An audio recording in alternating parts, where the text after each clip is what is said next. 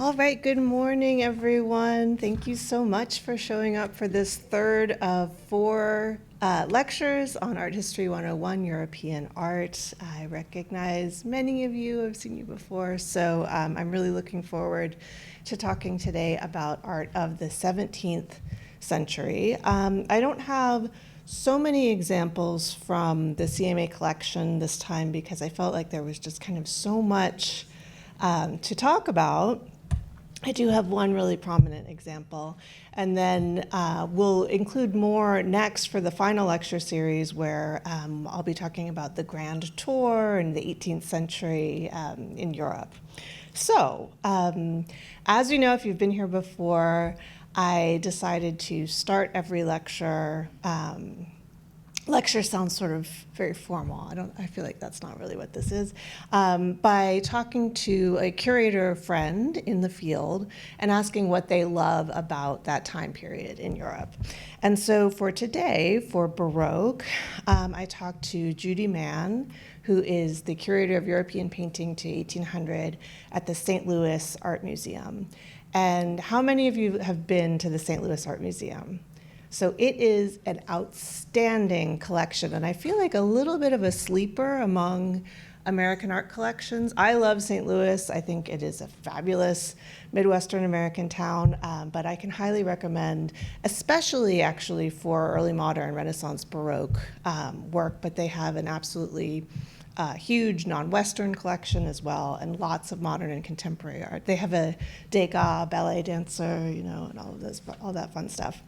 So I thought of Judy particularly because she was co-curator of this big exhibition on Orazio and Artemisia Gentileschi, who Artemisia is probably the best known Baroque female painter, Italian female painter.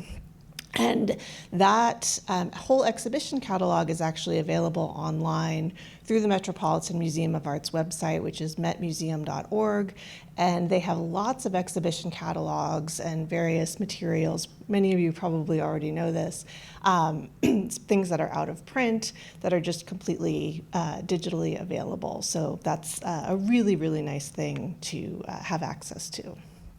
So when I asked Judy this question, what do you love about curating Baroque art? She had a lot to say. This is what she said. She said, I love working with Baroque art since it reaches out to viewers in exciting and dramatic ways. Artists of the period used dynamic compositions, rich coloration, exciting interactions, and expressive gestures to create work that engages viewers in a powerful dialogue with the visual. At times, depicted actions seem to burst out of the picture frame, while at other times, selective lighting draws our attention deep into the depths of the paintings. Sculptural figures energize the space around them through thrusting limbs and imposing postures. The narrative stories that are represented touch core issues of human existence: revenge, lost power, unrequited love, hubris, and sacrifice. The act of curation, bringing Baroque paintings and sculptures together within a space, can be an exciting experience when the works interact to create a whole that exceeds the sum of its parts. The objects themselves are extraordinarily interesting, since they offer such visually engaging surfaces. Paintings often reveal discernible brushstrokes that convey the pliability and sensuosity of paint. Sculptures can dazzle with the artist's ability to completely transform Baroque marble into supple materials or imbue terracotta with the evidence of the sculptor's own hand. Baroque paintings include a variety of supports that painters of the period mastered: copper, glass, alabaster, slate, and marble. It's also a period in which there are an increasing number of women artists who offer interesting examples of life strategies and career management. All of this inspires me every day. So there's so much there. There's so much that she's enthusiastic about with Baroque art. And I should also mention more recently, she curated a really interesting exhibition called Paintings on Stone, which is mostly 16th century paintings, Renaissance paintings that were painted on non-panel or canvas supports, all on stone. But sometimes, marble and semi-precious stone, and it uses the striation and natural patterns of the marble with, mythological images. And it's just beautiful, and I feel like it really opens onto a chapter of Renaissance painting that's understudied or little understood. So I can recommend that one very much as well. So I thought today, since there's so much, it's very in line with Baroque to have a profusion of things, so much going on. What I thought we would do is think about some definitions. It's not always so sunny. People don't always have very positive connotations with Baroque. And then I have 5 kind of mini chapters about what's new. What's new, what's distinctive about the Baroque period.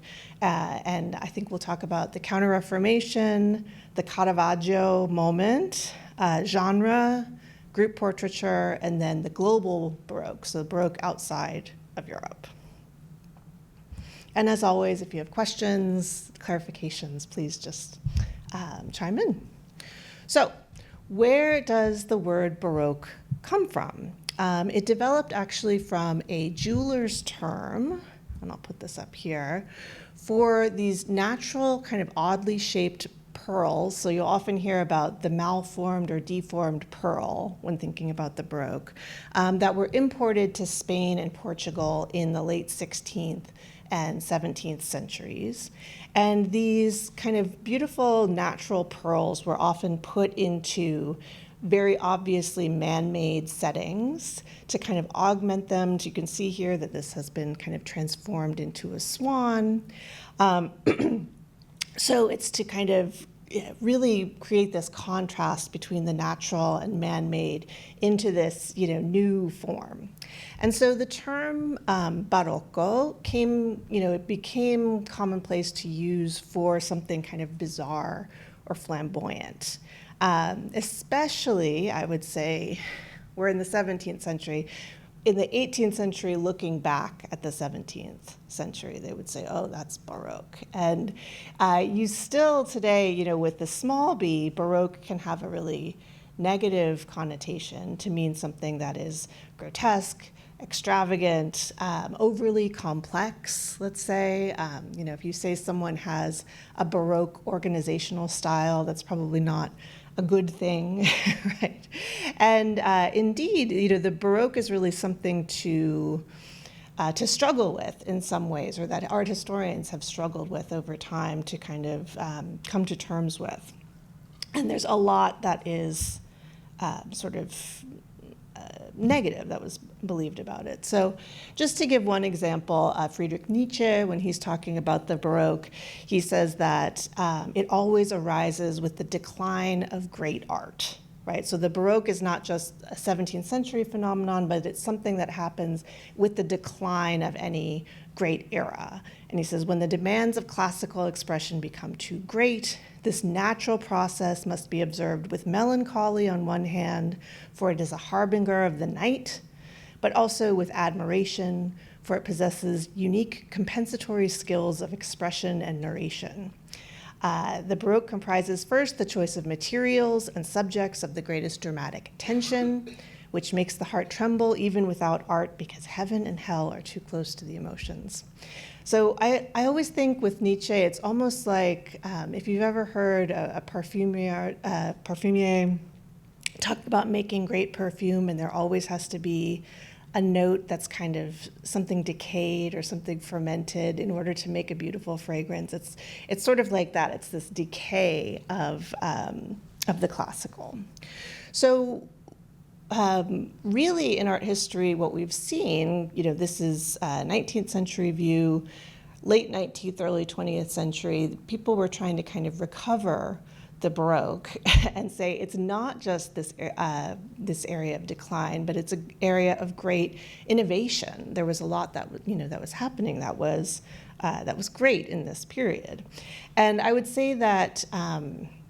Again, we're still in the sort of definitions stage, but a Swiss art historian named Heinrich Wülflin was one of the main figures in trying to kind of recover the Baroque and think about how it was different from the Renaissance. So I'm just going to give you a couple of his categories. This is very old now, Wulflin's categories, but I think it's actually still a very useful starting point. So I'm just going to share a couple of them with you. So one of his major contrasts between Renaissance and Baroque was he would say that the Renaissance is linear, whereas the Baroque is painterly. So what does that mean? So here's a great example of a Renaissance fresco by Fra Angelico, where line is the path, line sort of defines the path of vision. And you can think of our friend Leon Battista Alberti, right, that we talked about last time, who was this great theorist of linear perspective, who believed that painting should work like optics works, right? And that you have that one vanishing point that you can define, and you can, in a godlike way, create this mirror or an illusion of reality with. So drawing, contour, all of these things, perspective emphasized in the Renaissance period. Now, Wulflin would say that painterly, Baroque forms are about defining masses. So things that are not, something that is not bound by a line, and certainly relying less on these systems of linear perspective. Or you can think about in Vermeer's Girl with a Pearl Earring, how that earring, we understand it as an earring, but really as an application of paint, it's really just this kind of blob of highlight, right? And you can see those very visible brush strokes, especially in her turban. So that's one, linear versus painterly.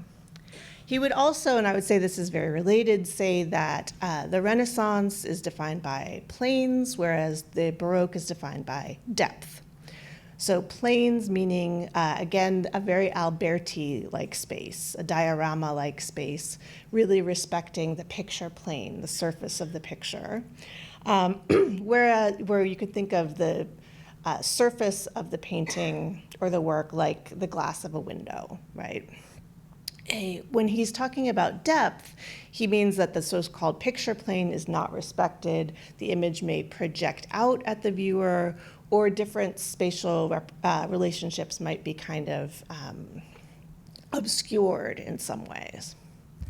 So these are actually the examples that he gives when he's thinking about planarity versus depth. So on the left, you see Albrecht Dürer's Death of the Virgin, and on the right, you can see the same subject done by Rembrandt van Rijn in the 17th century.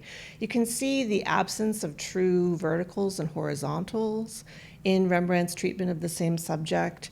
And again, that sort of entry point that the viewer has to the work is a little bit more obscured. You're not exactly as sure where you exist in space as you are with Dürer, who helps you out with these nice clean orthogonals, for example, of the stairs and the perspective system of the room. So there are 4 of these.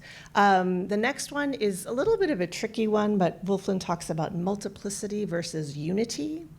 So with multiplicity, parts are independent and could basically stand on their own, whereas unity, individual parts are kind of sublimated to create one overall effect. But he does get a little bit complicated. He gets a little Baroque, maybe, when he's talking about multiplicity and unity, because he does talk about multiple multiplicity and things like this, unified unity.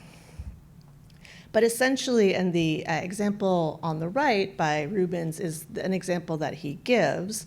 So these are 2 depictions of the deposition of the cross, whereas, so you can sort of see how you have these independent figures that you could kind of pluck out, and they would have their own reality and their own roles independent of the overall composition, whereas on the right you have this overall, I love that kind of descent, that almost kind of liquid descent from the cross, almost like it's this kind of slow geological process or something. But they really are acting as one unit here.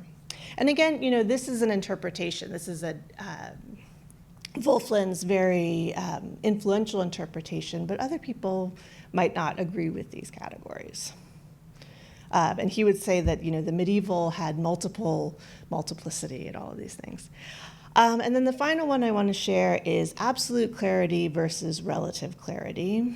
And again, I think it relates back to everything else that he was saying about the Renaissance, in that you have planarity, linearity, a kind of focus within compositions that is very, very clear, that places the viewer in one particular spot and is meant to clarify, right? It's meant to kind of explicate or clarify for the viewer. Whereas in the Baroque, Wolflin would say that composition, light, and form might not serve these kind of defining functions. They might have their own life. So things like that blob of a pearl earring, right? That might not be, it might be a little ambiguous at first. And so I think, and this might be an example he gives, I think of something like Diego Velázquez. This is a particular kind of image called a bodegón. So it's called Christ in the House of Martha and Mary. So you have Jesus Christ back here, and then you have a contemporary rustic 17th century scene from contemporary Spain in the foreground with all of these fish and garlic and kitchen implements here. And it's really not clear whether this is supposed to be an opening onto another room, or is this supposed to be a painting that's on the wall of a kitchen of a 17th century space? Is this supposed to be a kind of contemporary reflection on the themes of work and devotion that Christ in the House of Martha and Mary are supposed to emphasize? It's a little bit unclear, and it's a little bit deliberately ambiguous in this way. So, you could think of this as kind of like an allegory of the active and contemplative life or something like that.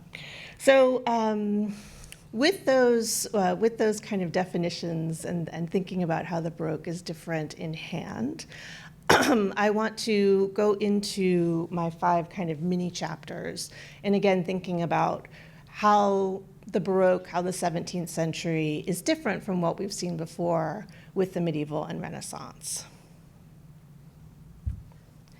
So the first would be the Counter-Reformation. So to me, there is no Baroque without the Counter-Reformation. So you probably know in the second decade of the 16th century, Martin Luther tacks up his theses on the doors of the cathedral and is very unhappy with what he considers the decadence and the wrongs of the Catholic Church, the Roman Catholic Church. Just out of curiosity, so what were some of the things Luther was objecting to? Do we know? Sale of indulgences was a big one, right? The sale, and in terms of art history, there are actual prints that were sold as indulgences with, depictions of the Virgin Mary or the Mass of St. Gregory or something on them. Anything else? I mean, there were a lot of these, but what's interesting to me is that the Catholic Church, the Roman Catholic Church, although it was in a very difficult position in the later 16th century, so 1530, around 1540 is when Michelangelo is painting his Last Judgment on the altar wall of the Sistine ceiling, and all of this, the church feeling like it needs to make a big show of the church militant. All of this is happening. But art was another one of the issues that the Lutherans, that the Protestants had with with Roman Catholic painting. They thought that it was overly decadent. It might reflect superstitions and things that were not kind of biblical or canonical. They might be too luxuriant with too many, expensive materials. It might not be just pedagogical. It might not just reflect kind of a truth or a straightforward lesson about the Bible or about the faith. The Virgin Mary, this was something that came out quite a lot. The Virgin Mary looked too sexy, right? She looked too earthly and too sensual. And so you'll really see a difference between kind of Protestant art and Italian art of the Counter-Reformation period. Many of you might know the name of the event that happens. So when the Catholic Church gets together and they meet, the cardinals meet to think about their response to the Protestant Reformation, the Council of Trent, exactly right. So this happens in the 1540s. And so they really do try. They have a set of guidelines that they put out for art, for liturgy, all of these different things. But really, especially in art, they're not particularly followed. And there's just this absolute kind of doubling down on the part of the Roman Catholic Church, particularly, I would say, in terms of devotional art. And I wanted to, let me see. I found belatedly, I wanted to include, now I don't want to watch Encanto. So Protestant art could look like this. So this is Lucas Cranach the Elder, who knew and portrayed Martin Luther. It was a close contact of him. And so it could become very didactic and very kind of dry, use a lot of text, really sign point everything that you're supposed to understand about the image. So really the image kind of working like a text and not working to kind of engage your emotions or your senses or anything else like that. That was not what Italian Baroque, Counter-Reformation art was about at all. So I wanted to show you, and this is a work from the CMA Collection, and it's a nice big one. This is Giuseppe de Ribera's Immaculate Conception, which I believe was started in 1637. And this, it's a very big work. It's usually in the permanent collection. It's usually in that kind of main gallery. I don't remember if it has a named theme. Maybe one of the docents would. What gets on the walls, right. And yeah, I would be interested, in a break to know, how people think about this work as, one of these big kind of masterpieces of the collection. But in this context, I love this work because this idea of the Immaculate Conception, the idea that the Virgin Mary was conceived free of original sin, was not even, it was a little too much even for the Council of Trent and for the Counter-Reformation. So this did not actually become doctrine until the 19th century, but it was absolutely something that the Protestants would have objected to, is this kind of veneration of Mary, right? So Mary having this very special role, almost godlike role in being born free from original sin. And the iconography here also borrows a little bit from the Assumption, like the Assumption into heaven, which sometimes you'll see with Jesus, who was bodily assumed into heaven. And some followers of the cult of Mary also believed that Mary had this special experience, that not only was her soul assumed into heaven, but that she actually bodily was assumed into heaven. So a lot going on here kind of iconographically. So again, this wasn't official Catholic doctrine, even at the time that this was painted. But it was borrowing from various descriptions of Mary and her immaculate nature. Usually it would have a sunburst and a moon. Sometimes she has a crown of 12 stars. So references to the Song of Solomon and about her kind of untainted nature. And there's this, this is not a gold background like we see in Byzantine, but it is this wonderful kind of supernatural background with these wonderful effects of light, this starburst that's happening here, this intense highlight on the moon, the crescent moon that she's standing on there. That absolute sweetness of her, of her beautiful appearance there.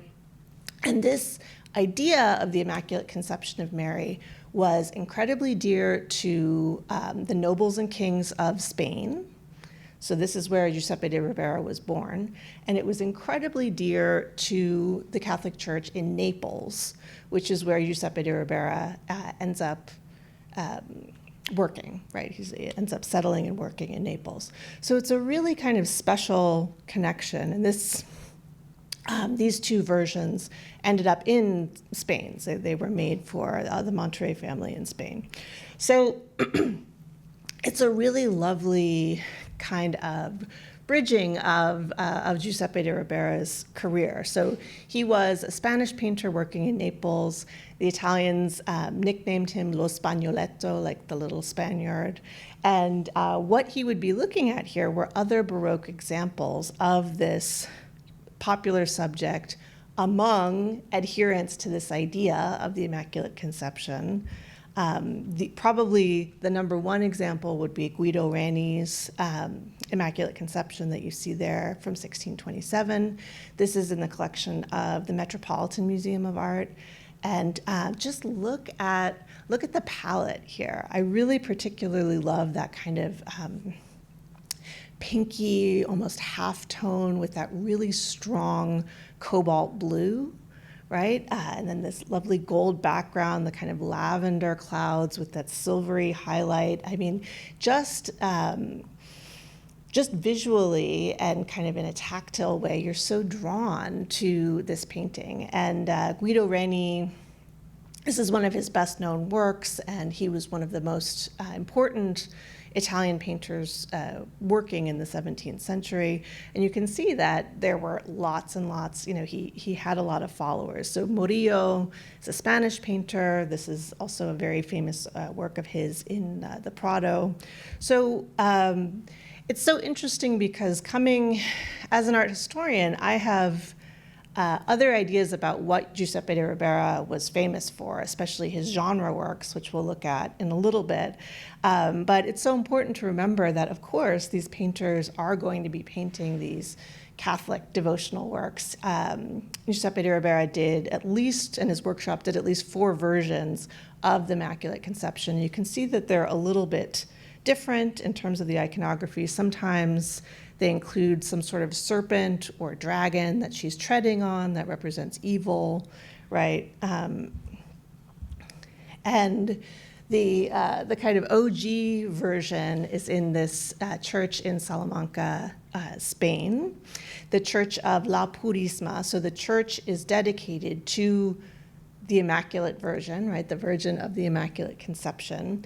And you really see the Baroque here in that it's not just about this individual work of the Immaculate Conception, but it's this whole ensemble of this marble altarpiece with different paintings by Cavadone, by, I think there is one by Guido Reni here, and the interaction of marble, sculpture, painting, gilding, all of these different things. So you can see that the given top credit here is the sculptor and designer of this altar, and then the painters are almost a little bit subsidiary here. But you see sometimes they talk about the bel composto, or like the beautiful union of the arts, painting, sculpture, architecture, and the decorative arts happening in the Baroque. And I think one definitely sees this here. This was something that was not finished in Giuseppe de Ribera's lifetime or even the patron's lifetime, but seeing that, it just makes me want to get on a plane, really. It's such a beautiful ensemble. So again, I think that this is a great, that this work from the CMA collection is a great example of this kind of doubling down of the Catholic Church in the Baroque, and just having these very exuberant forms, and again, denying the idea that painting just has to be didactic and kind of dry, and that it can appeal to your emotions and your senses as well. So a great example of this would be our second of our 5 little mini chapters here, the painter Caravaggio. And I don't think I mentioned last time, but Italian names are not, from this period, are not standardized. So sometimes people have a last name like Michelangelo Buonarroti, so he's of this kind of noble family, the Buonarroti.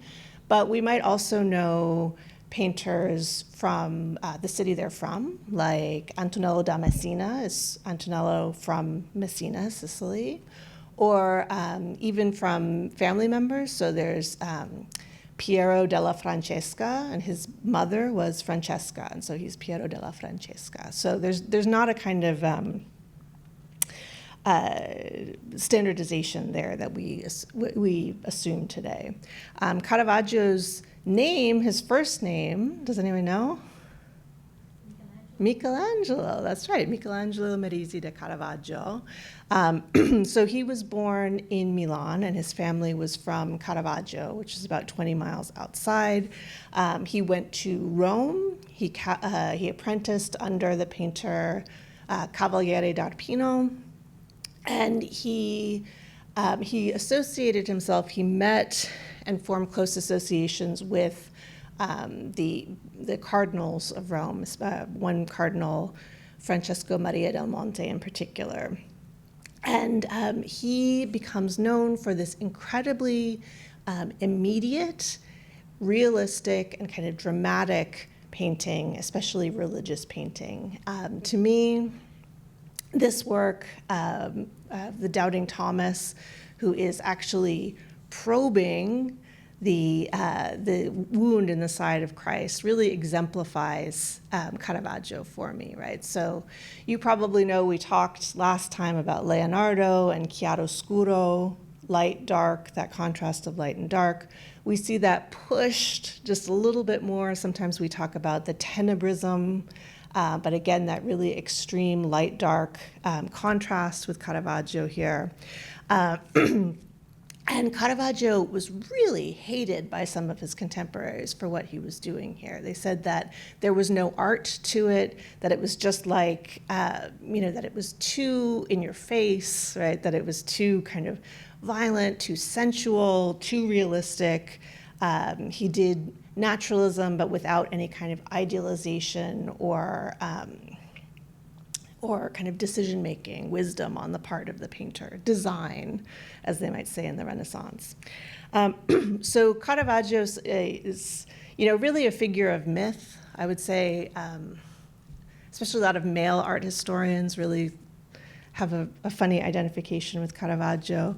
But he was someone who had great changes of fortune in his life, so he had associations with cardinals and very wealthy people. He was actually initiated into the Knights of Malta, lost his title, definitely maimed, might have killed someone, then dies. He has these huge changes of fortune throughout his life. And much of his early work actually doesn't survive. But we owe a lot to Caravaggio, I would say, and he has a lot of followers. One thing I wanted to mention is this idea of the gallery picture that we see with Caravaggio and with his still lives, which were basically these kind of framed canvases of limited dimensions that were really meant to exist as pictures, right? Like as a picture to hang on a gallery wall that people with taste who understand, who the painter is, who understand, something about the techniques of painting are going to appreciate, right? And so would we see still lives like this, we have to think, and of course it's wonderful, and there's decay, and there's rotting fruit here and dried out leaves, all of the things that we would associate as kind of Caravaggio hallmarks.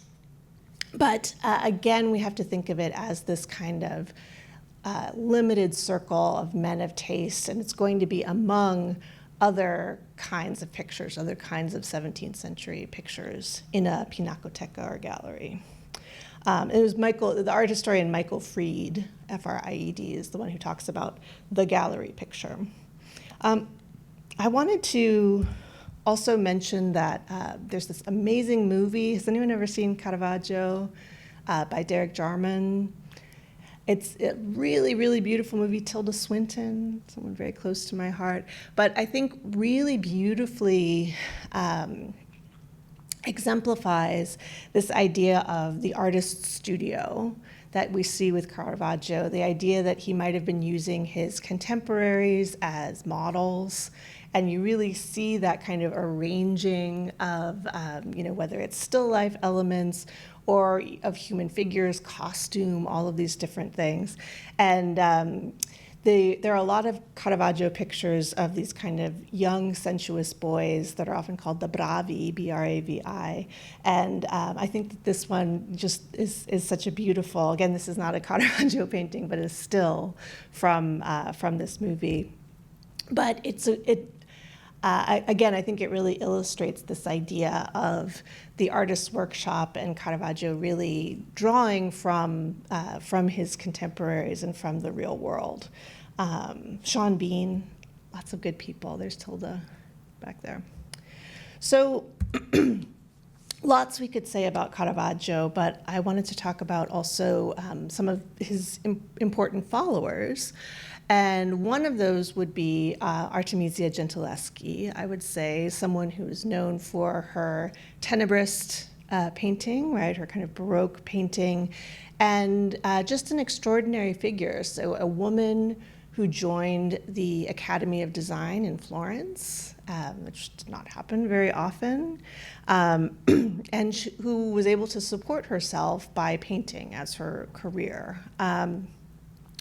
She is also, sort of like Caravaggio, she's known as someone who could really humanize her figures, whether they were portrait sitters or mythological or biblical figures as well, and certainly someone who has been rediscovered in kind of the 19th, early 20th centuries. So I love this painting. This is a self-portrait as the allegory of painting, because painting had a female figure as its kind of personification, usually with her hair wild because she's experiencing inspiration, sometimes casting aside the maul stick, which is used to steady the hand. She's wearing a gold chain with a mask on it. And she was just an incredibly precocious talent. Again, you can look to Judy Mann's exhibition catalog. Her father, Orazio, was a painter, but really in many ways she surpassed her father as a painter. So Artemisia had an incredibly international career. She was in Florence, Rome, Venice, Naples, London. She rests in Naples for the rest of her life. She didn't paint frescoes or many altarpieces, but she did a lot of history painting for private collectors. And she has a lot of subjects of these kind of female heroines, right? These heroines. How many people have seen this picture before? Okay, so this is a really popular subject from the Renaissance period forward of Judith slaying Holofernes.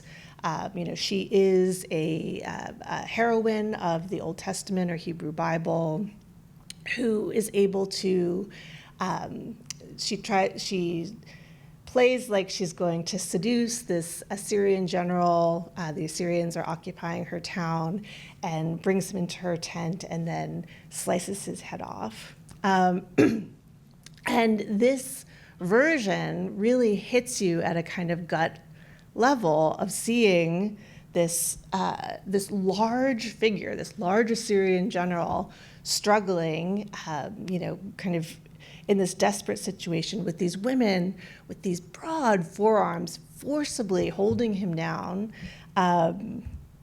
And, with blood absolutely, spurting out everywhere. And some art historians talk about, the way that the sleeves are pushed up here. And again, these broad forearms, you can think of these women like slaughtering chickens or something, it seems like they're very able to do the task at hand. And yet this is Judith. She's wearing very fine clothes because, again, she's been doing the first half of this seduction first, and then you have her maidservant who's helping, right? And they're really, it's like holding him down and turning his face away and slicing his head off. And I think one of the ways that you can really tell the impact of this work is if you look at Caravaggio's work of the same subject, Judith slaying Holofernes, which is decades earlier. But you can see here that Judith is this incredibly delicate figure here. It doesn't, how is she even holding this sword or scimitar? She seems very, very timid about it. She seems unsure.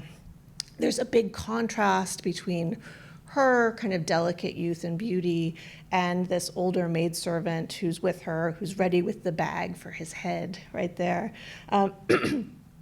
Whereas you have this really immediate point of view, right, that's not composed in the similar way here. And you have these two women who are not that differentiated, even though we understand that they're kind of different classes, let's say, and who are so willing and so capable of this task right here. So there have been a lot of readings of this kind of, psychoanalytic readings, the Oedipal readings about how she's trying to distance herself from her male forebears, particularly her father, that she knew a certain amount of physics based on Galileo, and that the trajectory of the blood is very realistic. I don't really know about any of that, but I do appreciate the way that she kind of picks up on some of the major themes of Caravaggio and runs with it in her own particular style. So the third of the three, and this is kind of related, I would say, the third of these 5 mini chapters that I'm taking you on is genre, which is super different from these kinds of beautiful, Giuseppe de Ribera, Immaculate Conception, big Baroque altarpieces that we've seen, but I would say equally important and very distinctive about the 17th century. So genre can mean a lot of things, but in this context, I mean paintings of rustic, kind of everyday scenes, non-elevated material. And it kind of comes up for similar reasons to what Caravaggio is doing about having this kind of living flesh. And instead of they would sometimes talk about, this painter, Annibale Carracci, would sometimes talk about like avoiding the licked surface of the painting. He didn't want that nice shiny surface. He wanted pastoso. He wanted this really kind of pasty, visible brushstrokes here. And so for Carracci, this painting of the Bean Eater, as it's called, you couldn't have anything less elevated than the Bean Eater.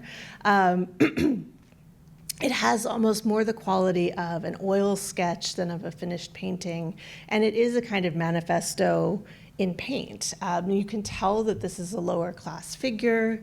You can see the detail, the split brim of his hat, his hands, his dirty fingernails, even the kind of possessive way that he's holding on to his bread there, right? Like as if he's worried someone's going to take it. The food itself is very, very humble. So beans, flatbread with greens, scallions, obviously this kind of humble, slightly deformed pitcher.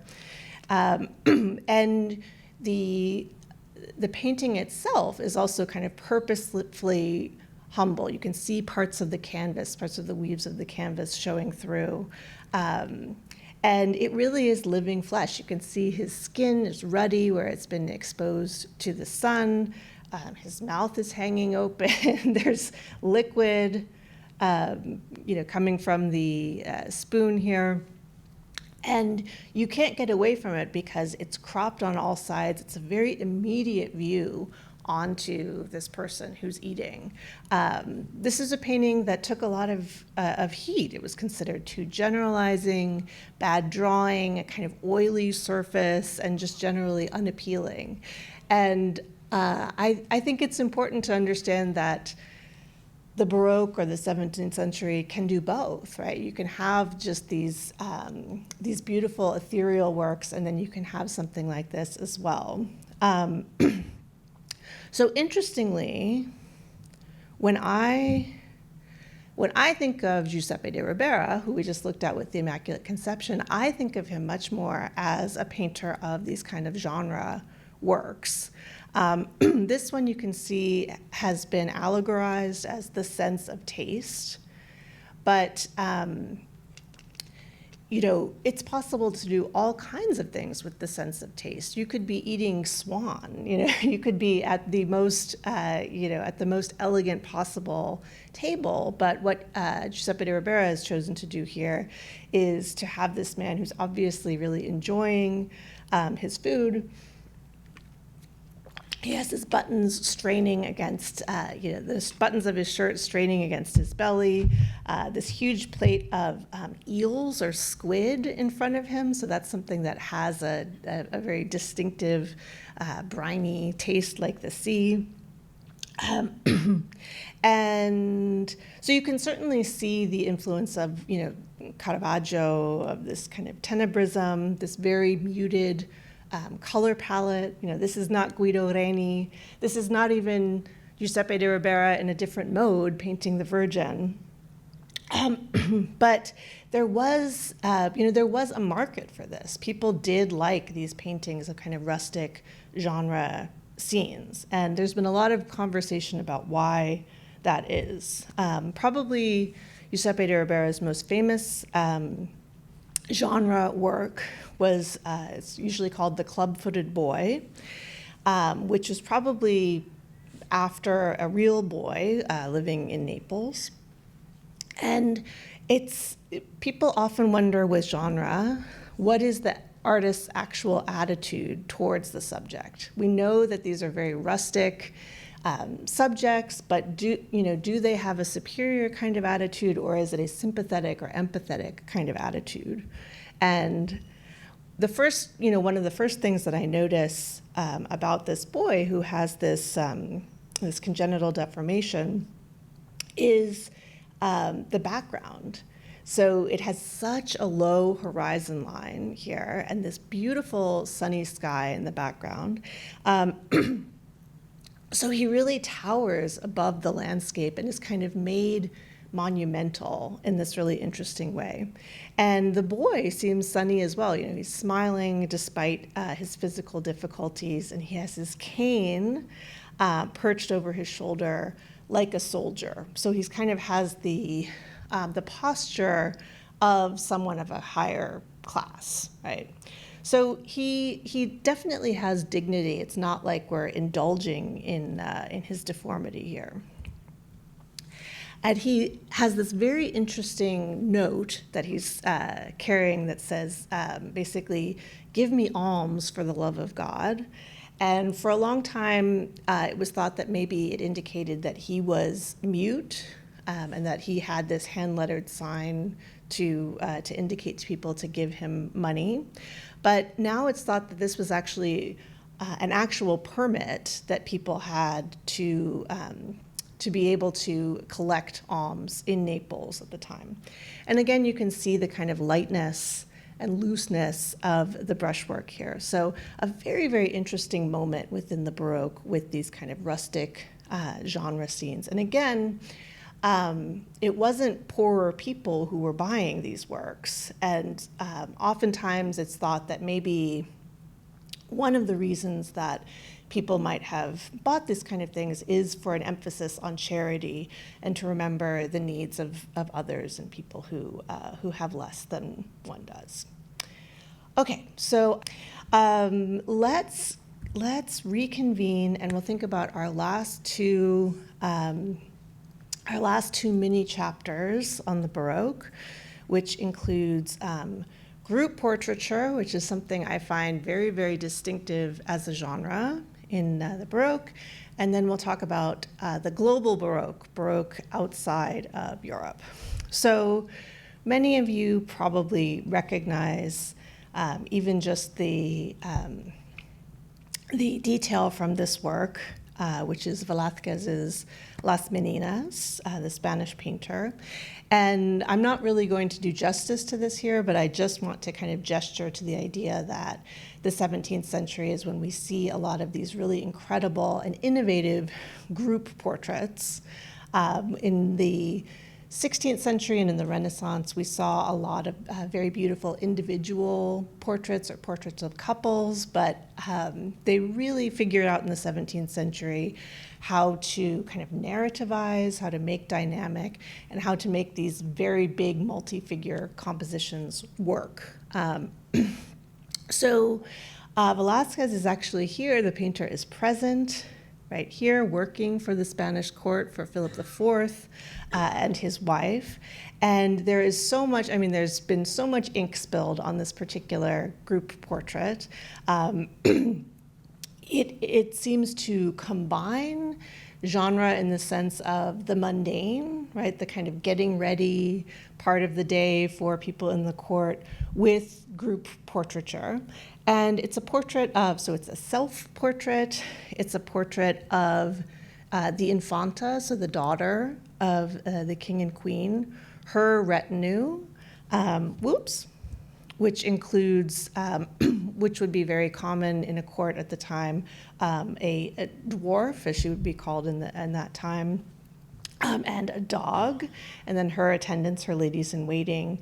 It is a portrait of, you can see in the background, two other members of the retinue, and the, I don't want to change the slide, but here, this kind of attendant, the apostolidor to the queen in the background on this stairway here. And then it's also a portrait of the king and queen who are reflected in a mirror that's on the back of the wall. So it's like the king and queen are looking onto this scene, and we have this really innovative way of depicting them in this kind of slightly blurry reflection in the mirror. But they are these wonderful presences. It's like the genius loci of this work. And there's so much that's interesting about this group portrait. Velázquez is certainly including himself among this retinue. It's really showing that elevated status of the painter that we really started to see emphasized in the Renaissance with things like Giorgio Vasari. The size and the scale of the painting in front of Velázquez that's depicted here is the same size as the painting itself.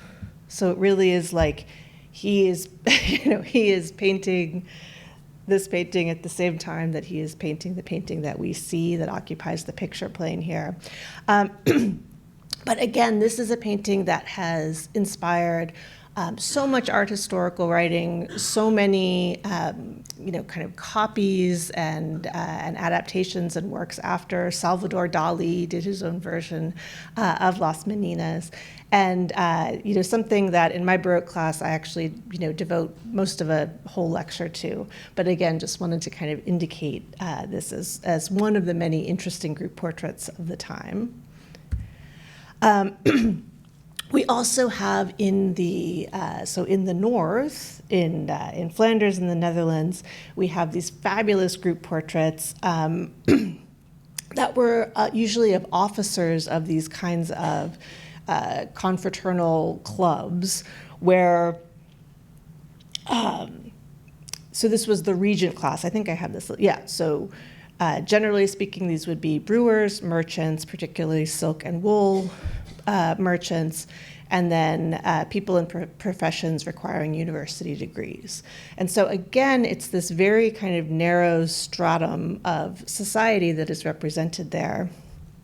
And members would actually pay for their inclusion within these group portraits and to have more conspicuous,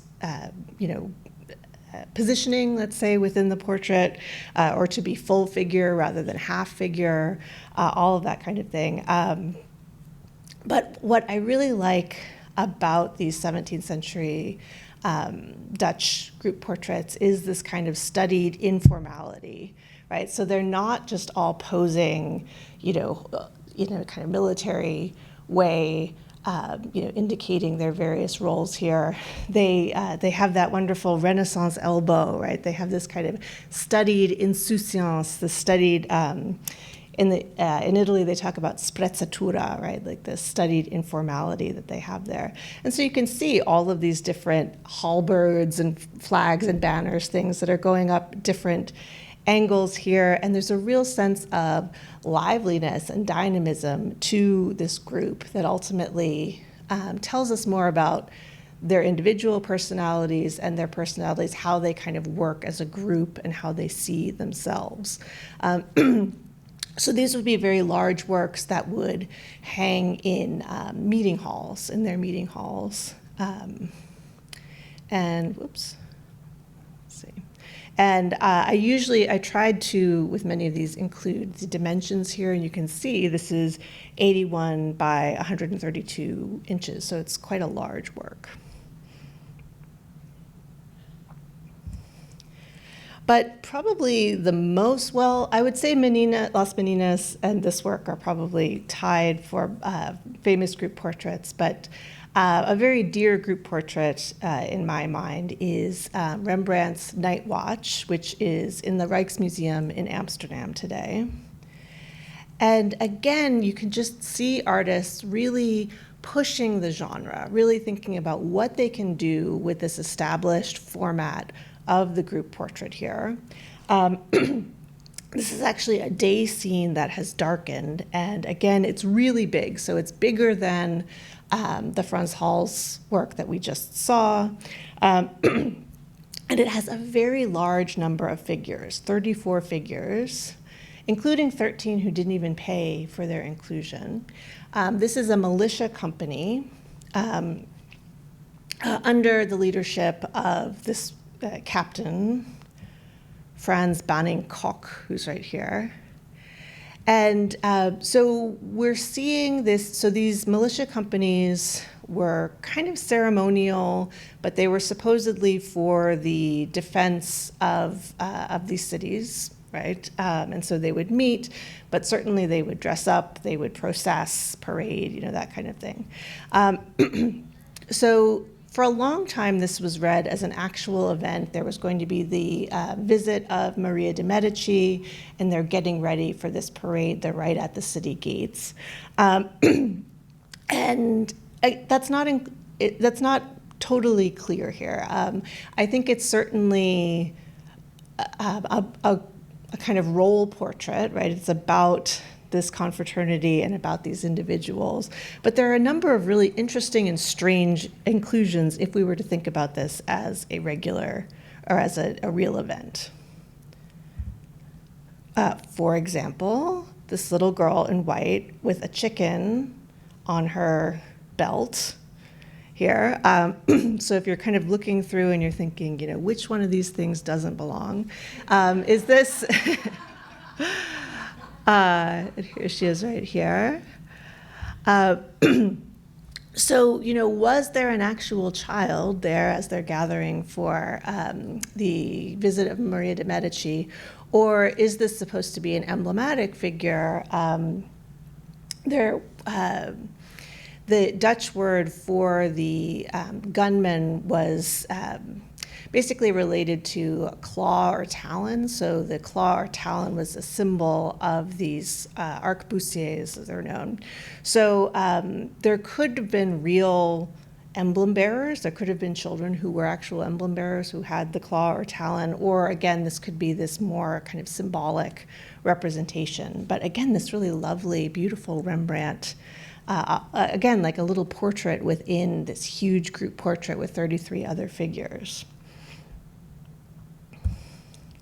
If there's one thing that Rembrandt loved, beyond making self-portraits, right, was he loved costume. And another really interesting inclusion in this group portrait is you have people in very contemporary 17th century dress, and then you have people in this older armor, like you see here. And according to one of his biographers, Rembrandt he would go to, auctions and secondhand places, and he would buy old costume, old armor, and he was very interested. I mean, he loved armor because he loved depicting the reflection and refractions of light, certainly. But you do have these interesting inclusions, like, is this just a guy from the past or a guy wearing old armor, or is it supposed to represent something beyond that? He's right behind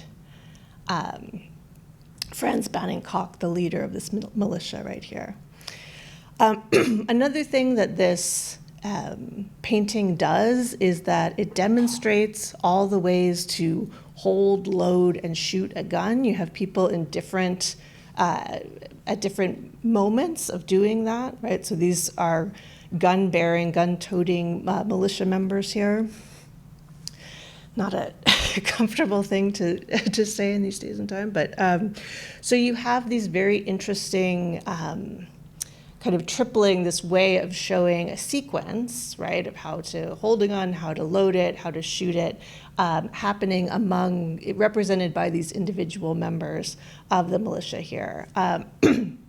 And so I'm just showing you here an actual manual for the exercise of arms, guns here. So it's almost like, he's giving you a little bit of a how-to, or at least showing that he understands well how all of these things work, how arms work. So there is any of these kinds of problem pictures, Las Meninas, though a Night Watch, generally have a number of different and sometimes conflicting interpretations, and there can be a kind of paranoia, or like it starts to get weird. It starts to get weird at a certain point. And there are a lot of conspiracy theories. We can call this the Da Vinci Code effect, maybe, right? But there's an entire movie called, there's a movie called Night Watching, which is about the creation of this painting. That's a historical fiction movie. But then there is an accompanying documentary where the director says that he believes that this painting is about a murder, and that the lighting and the composition of this painting indicates who the murderer is. And I think that's a very good indication of kind of the way that Renaissance and Baroque paintings tend to be read in the contemporary world. So that's not me signing off on any of that, but I do find it very interesting. Okay, last up, we are going to leave Europe and think about the global Baroque. I have a number, there's so much that's interesting and that's new that happens.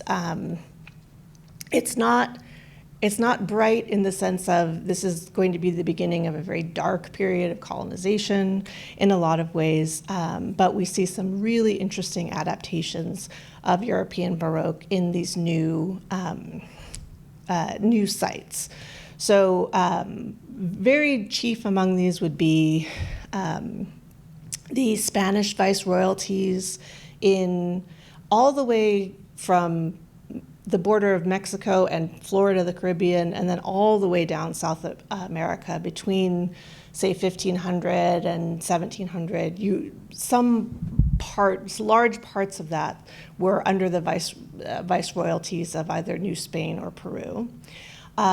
We won't even get to talk about Jesuit art in Asia, in Goa, China, Japan, but there's a lot of kind of European, sometimes it would be called European expansion. We don't say that anymore. But Let's see. So I just wanted to show you some of the amazing things that start to happen with this kind of cultural contact. So the Jesuits, who were Roman-based, religious order, Catholic religious order, founded by St. Ignatius Loyola, come to Peru in 1568, so that's pretty early. And you start to see the interpenetration of kind of Roman Baroque forms with traditional Andean forms, with churches like this Church of Santiago, which is in Arequipa, Peru. And if we look, so this is the Church of Il Jesu. This is the mother church of the Jesuits in Rome. And so you have those kind of 2 stories of equal height, the entablature. They're using a classical vocabulary here in both. But then if you look more closely at the facade, you have this really interesting mix of relief with indigenous Inca decoration. So again, this is a Catholic church, but you have this beautiful stonework, this relief with these kind of cactus flowers and tobacco-like leaves, this kind of centipede-like body. None of this is coming out of Europe. This is all coming from something very, very local. Very consciously mixing Inca textile motifs with Christian symbols, inscriptions, as a way of trying to gain a foothold, of the Catholics and of the Jesuits within this so-called New World. So you see these incredible mixtures that are very, very Baroque. So something that started in Europe and then attains a really new and almost kind of hallucinatory level in the so-called New World. So. So we've seen these beautifully decorated chapels with altarpieces before, the Bel Composto, let's say. This is a confraternity founded by this was a chapel founded by the Confraternity of Pearl Divers in the Dominican Church and Monastery of Santo Domingo in Puebla, Mexico. And here we're seeing this, what we call the plateresque style, which kind of looks like filigree, which is derived from silverwork, but is made with plaster and then kind of gilt or silver gilt on top. So you have this beautiful entire effect. And again, it does sort of look like pearls or like mussels, that kind of mother of pearl iridescence, in combination with the more traditional kind of retable altar and that very classical, rotunda, rotunda style there. So local artisans would make this with local materials, stucco, with egg whites, water, and then they would gilt it. And again, it's a beautiful mixture of kind of local tradition then with Catholic iconography, different guises of Mary as wisdom, divine grace, intellect, fortitude, all of these things.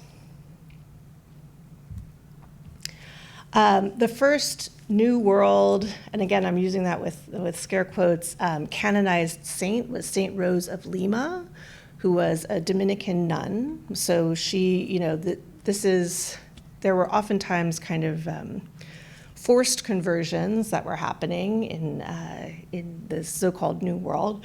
But Saint Rose of Lima becomes an incredibly venerated figure within Catholicism. She becomes basically like the patroness of the New World. And here we see her celebrating her mystic marriage to Christ. He is saying, "Rose of my heart, be my wife." And of course, her name is Rose. And she replies, "I am your slave, Lord Jesus." You have this really interesting paradise garden in the background. And again, it's referring to the Garden of Eden, but also to this new landscape and this new occupied world. So again, the viceroyalties were not technically colonies, but we're getting there. But the idea is that as children of God, there is this kind of earthly paradise that people can experience. And probably, who's heard of St. Rose of Lima before? I think there are a lot of American churches named St. Rose of Lima. So you just, again, there's so much innovation that's happening outside of Europe with the Baroque in kind of New Spain, Peru. So we see these new forms, like the trapantoyo, which is a painting of a cult statue. So this is not supposed to be a painting of the saint itself, but rather this statue that is venerated, that people come and give flowers and pray in front of, etc. So we know about this statue. It was carved by someone named Gaspar de Becerra in the mid-16th century. It was carved originally for a convent in Madrid, but became known as a miracle-working statue. And the painter here was from Mexico City. And this statue was widely known through print. And so now we have this painting that's been made of it in the New World. Spanish sculpture of the Baroque period tended to be hyper-realistic. It tended to be colored. There's a lot of wooden polychrome sculpture. And so you can see the painter here kind of competing with the sculptor in that way and creating the illusion of life. One of my favorite new forms that you see coming out of this European occupation of the so-called New World are the angels with matchlock guns. So often you would see these military angels with swords, right, or saints with swords. But in the New World, you have the introduction of these matchlock guns. And so this is an actual type, the Ángel Arcabucero. And these were, so there you could see that he's wearing very fine contemporary dress and might not, to you or I, even be recognizable as an angel. He might just look like a contemporary figure. But he does have wings and he does have these feathers with this wonderful gilt pattern finery, his wonderful bowed shoes. We'll look next week in the Rococo. Got some very good footwear coming up. And feathers are very, very interesting for this region because they were highly prized. So they were something that people collected, and people would understand that these feathers were kind of local gems, let's say. But yeah, the angel holding the gun, an amazing type. But in relationship to feathers, I wanted to mention that we do see these actual featherwork paintings, let's say, made of all of these beautiful, fine, colored, and kind of metallic feathers from the region. So again, this is a subject, the Mass of St. Gregory, that you might see in a painting or a print, embroidered on the stole of a priest in Europe, but you would never see it made with feathers, except in this kind of New World context in Mexico. So the highest prized feathers came from the quetzal bird, and so in the same way that we saw, lapis lazuli or gold, these beautiful, expensive materials being used to give glory to these religious figures, we see feathers being used in the same way here.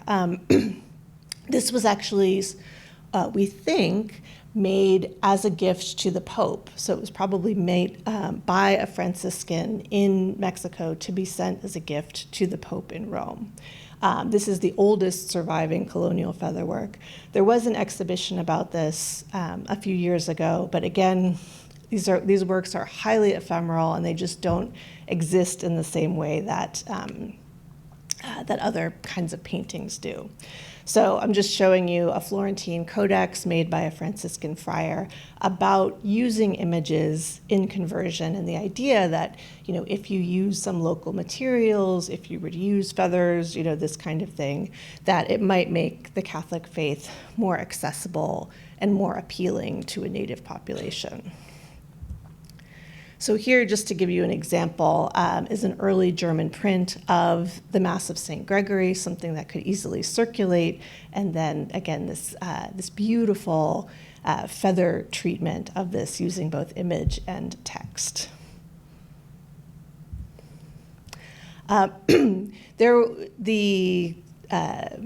The influence and the knowledge is certainly flowing both ways here, and so you'll see things like paintings and prints made after figures like Moctezuma that are being sent back to nobles, to the Pope, to family. These are certainly not, totally true to life. They're kind of maybe exoticizing or lionizing these figures. But again, we're seeing a lot of curiosity about what's happening in these European viceroyalties in Europe as well. And the last thing that I wanted to mention is that we see a very interesting kind of art coming out of a very, I would say, dark part of this kind of new world, which is called casta painting or caste painting, which had to do with anxieties about kind of ethnic mixing that would happen in this new world where you would have white Europeans, say, intermarrying with, native Mexican or Afro-Caribbean or Caribbean people. And so you have this really strange kind of organizational painting, these artworks that start to happen that are talking about a kind of racial or ethnic hierarchy, caste painting. So each of these within casta painting, each of these shows two parents and then 1 to 2 children, and there is a name for each of these kinds of admixtures of humans. So these are paintings that started to show up way after the reality of European occupation of the New World. And we're essentially thinking about, how are people thinking through what was absolutely, this new reality. Let's see. So the hierarchy always started with a Spanish European man and an indigenous Indian woman, and that produces a mestizo. So some of the most important kind of early converted Catholics in the New World would be mestizos. So this was considered the top of the hierarchy here. Whoops. And again, this is a total imaginary. It wasn't like people were actually adhering. There was no manual or anything. But again, it was this kind of thing that was happening after the fact, where people were having this anxiety about what had already happened, that there, were, intermarriages and things among New World and so-called Old World. So this is a Spanish European and someone of African ancestry who would produce a mulatto. You can see on the screen here. This was often the 4th in the series. And I just wanted to mention casta painting because, again, it's something that it's only drawn a lot of attention more recently, and people are still thinking through it. People are still thinking through the legacies of European colonization, European expansion. I was just at the Venice Biennale last year, and the Spain pavilion had a painter who was basically adapting these casta paintings to her own uses in a really beautiful and thought-provoking way. And I would also say that this is part of my pitch for this museum to maybe acquire some of these works from the 17th century. We have a Giuseppe di Ribera, but I think some of these works would be incredibly important and thought-provoking for the community that we have here, both students and locals. So next time we'll go into Rococo and the Grand Tour. We've got a lot of interesting things, a lot of good costume, a lot of good sites that we'll be looking at. Does anyone have any questions before we wrap up? All right, thank you very, very much, and hope to see many of you next week.